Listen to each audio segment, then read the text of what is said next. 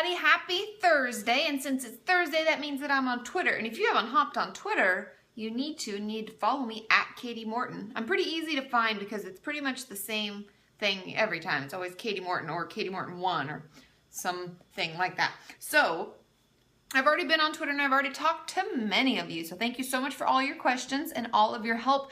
And I want to give a big shout out to everybody who is helping other people. I have many people out there who will leave messages in my inbox saying, hey, have you checked on so-and-so? Because I've been talking to her. I just wanted to let you know that everything's okay, blah, blah, blah. And that's really great. I'm glad that you are all talking to one another, helping one another, really just helping our community out in general and just being our community. That's what it's all about. Am I right? Okay, so now I have 3 questions today, so let's get going. And I have a journal topic that I thought of because of what my yoga teacher said yesterday, so I hope you like it.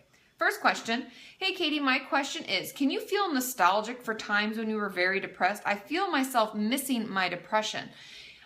I thought this is a great question, and the answer is yes. We can definitely miss our mental illness. Now, I know that sounds really weird, and you're like, Kati, aren't we supposed to hate it and be like, go away, But the thing that's interesting about mental illness is that it often, like with this depression, it can be like a comfort. It's often a way for our brain to cope with other situations going on. It could just be a chemical imbalance that we have as well, but we all know there's like other things going on in general when it comes to that. And so we can miss our eating disorder, we can miss our self-harm, we can miss our depression, we can miss our anxiety, because often it's our way of coping, and when we take that away, it can feel not lonely, but it can just, it doesn't feel the same. And oftentimes our new coping skills don't quite fit that hole, don't fill the hole like the old one did, and it can take us a little time to get used to it and to get adjusted. But during the early stages and the early parts of our recovery, it's very, very normal to feel nostalgic and to miss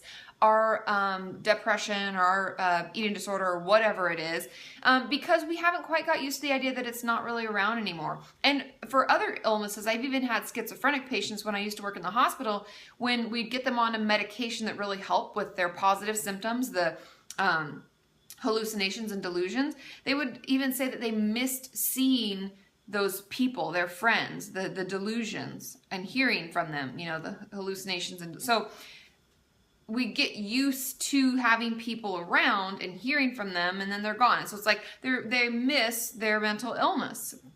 So it's very normal. Don't worry, but it will go away. Question number 2. Hey Kati, what's your opinion on pro-Mia and pro-Anna websites and why? Now, I have a couple thoughts on it, and people always ask me about this, so I decided I would answer it. Now, I think they're sad. That's my answer. I think they're sad because the people who run them and the people who contribute to them are in a deep, dark, shitty place. We all know that. They try to glamorize it because that's all part of our like competitive eating disorder part, where we're like, oh my God, I did X today and only ate X and I'm amazing and blah, blah, blah. But you know, inside, they haven't gotten out of the house in a couple of days. They're not talking to people. You know, we know it's a deep, dark, shitty place to be. I don't care how much you want to try to argue with me. It's a bunch of bullshit because we know it's horrible. So I think that those places are really sad, and they don't bring anything but unhappiness to others. And things like that just leave me feeling like, ugh. It just like sucks all the energy out of everything. And so I don't have any hatred or anger towards them or anything like that. I know a lot of people are like, oh, I hate pro-Mia. And it's just sad because the people that are running them, if it was like, there was this guy that was on not Dr. Drew, Dr. Oz, I think. And I actually spoke to him when I was early starting this. He ran a website, and it was something that was kind of pro-Mia, pro-Anna. And he himself had no mental health, no experience in general. He just opened this thing up thinking, well, there's a lot of people that want to talk about it. Now that guy's a fuckface, and he was like creamed on Dr. Oz. And I was like, yeah, because that's when I get angry.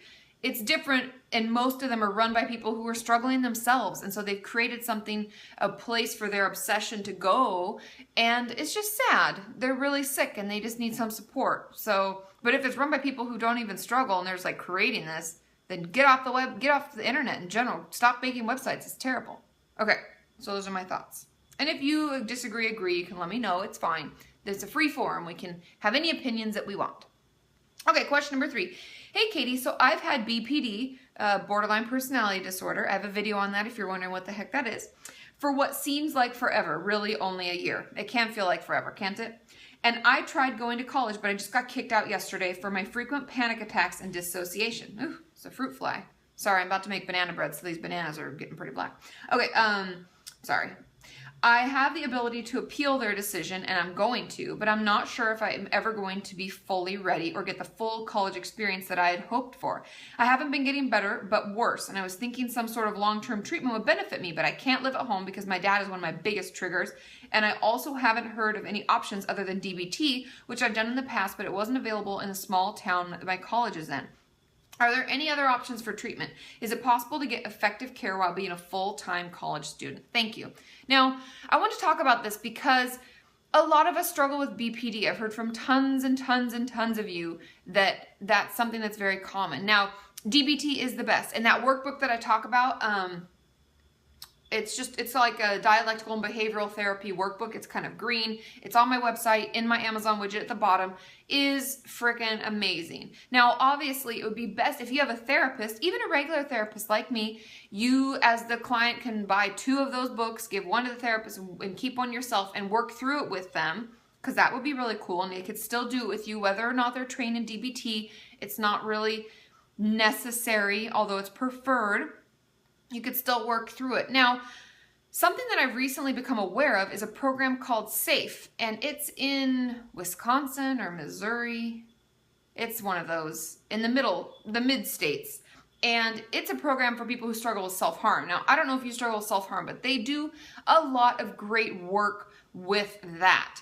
And a lot of the techniques and tools they use are very DBT-like. And it's like if DBT and an anxiety program had a baby, it'd be this. And I think it's amazing. And it's like one of the, I've been blown away by this program. So if that's an option, I would encourage you to go to it. There are also some programs in Arizona, but there aren't many programs that do DBT. Now, I would do a lot of research. I would talk to your therapist. I would consult your insurance company, and I would take a break from school. If you're really struggling, if you're not having a good experience, if you're not actually getting to really experience college in the way you want it and every day just feels like, oh, are you kidding me? It might be time to take a break. It's okay. I want you all to do well in school. I want you to participate in school. I want you to have the experience that you want to have, not feel forced to keep going through it just because you're there. You can take a leave of absence. I would just withdraw temporarily, talk to whatever department in your school deals with, I don't know if it's admissions or if it just be, ours was always called One Stop because there's just one stop for everything. So go to the place within your school that deals with that sort of thing, fill out the proper paperwork, and let's start with a semester off. See if you can find a program, get into the program, take a semester off, and really work on yourself because you deserve to have the great college experience that you're wanting, and we can't do that when we don't have time to work on ourselves. We can get effective care while being a full-time college student, but I don't think from what it sounds like, from what you're struggling with, you can get the level of treatment that you need and deserve while still being a full-time college student, because otherwise we're not going to have any time for you to have any fun in school and to do anything that you want to do, go to a party, hang out with friends, whatever it is. So yeah, that would be my advice. If any of you have gone through this and you have some experiences you'd like to share, can you let us know below? Now, the journal topic. So in yoga the other day, my teacher, Ram, who's really cool and I really like him, he made comments about, and I don't remember the exact quote and I couldn't find it, but this is just kind of where this comes from. But he talked about accepting where you're at and letting go of expectations of like achieving more. And he said once you let go of those expectations, you accept where you are, is when you really truly transform. And thought that was really powerful. So I looked up a quote that kind of felt the way that felt to me. And it says, accepting means you allow yourself to feel whatever it is you're feeling in the moment. It's part of the isness of the now, being in the now. You can't argue with it. Well, you can, but if you do, you suffer. And it's by Eckhart Tolle. Now, I just thought this was really cool because I would challenge all of you for, maybe tomorrow's Halloween, so we won't get all crazy tomorrow, but let's say this weekend, I want you to spend a day where you pay attention to actually how you feel in the moment and you accept it for what it is. You don't argue with it. You don't argue about why you are where you are right now. You don't argue back and be like, well, I shouldn't feel that way, or I should do this, or that's not appropriate, or why am I feeling this way? I'm so annoying. I want you to notice, and then I want you to be like, no, I'm going to feel it, because otherwise we suffer. So I hope you like that. I'll put the quote in the description below, and you can copy and paste it or write it up into your own journal, and hopefully you like that so we can all transform together. Okay? Love you all. Tomorrow's Friday and Halloween. Ha, ha, ha. So I'll see you all. Be on Facebook. Ask your question. Use the hashtag KatieFAQ. Bye!